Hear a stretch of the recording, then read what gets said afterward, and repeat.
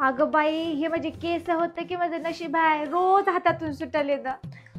अहो वहिनी, तुमचं अर्ध डोकं का टॉयल मध्ये ठेवल्या काय? तुमचे केस असे गळे आहेत जसे ना व्हॉट्सअप ग्रुप मधून लोक लेफ्ट होतात.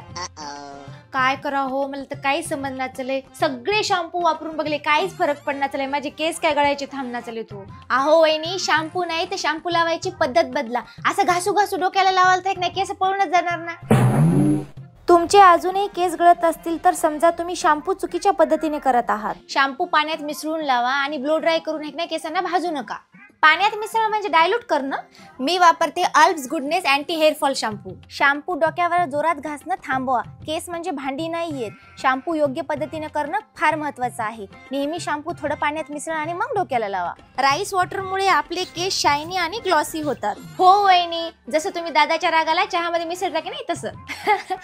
अल्प्स गुडनेसचं अँटी हेअर फॉल शॅम्पू, कारण हे सौम्य आहे, कारण यात सल्फेट नाही, त्याऐवजी कोकोनट बेस्ड क्लिन्झिंग एजंट वापरलं आहे. मेथीमुळे केस गळती कमी होते आणि केसांची मुळे मजबूत होतात. केस धुतल्याच्या नंतर लगेच ड्रायर वापरणं थांबवा, कारण गरम हवा हे केसांना कमजोर बनवते आणि केस गळती वाढवते. त्याऐवजी टॉवेलला हलकं वाळवा आणि नैसर्गिकरित्या सुकू द्या. हा सौम्य असल्यामुळे केसांची नैसर्गिक चमक आणि सॉफ्टनेस टिकते.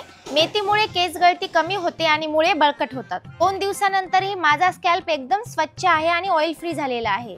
शॅम्पू करणं ही एक कला आहे. आता वेळ आली आहे सवय बदलण्याची. मी इथे QR कोड देते, ते स्कॅन करा आणि Alps goodness anti hair fall shampoo खरेदी करा. आणि Alps goodness anti hair fall shampoo हा फक्त purple.com वरच अवेलेबल आहे. आजपासून तुम्ही अल्प्स गुडनेसचा हा शॅम्पू वापरा, नाही तर पुढच्या वेळेस टॉवेल नाही टोपी घालावी लागेल.